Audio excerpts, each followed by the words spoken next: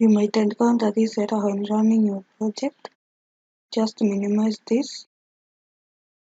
Go to the project's dependency file. Add this new dependency.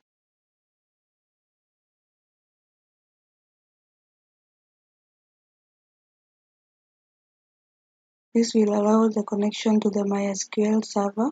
So once that is added, you can rerun your project.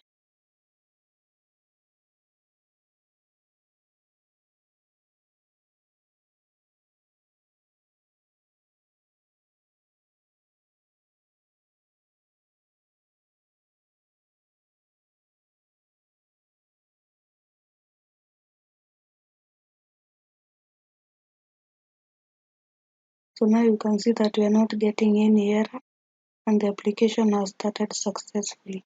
Thank you for watching, and if you found this video helpful, please consider giving it a thumbs up and don't forget to subscribe to our channel.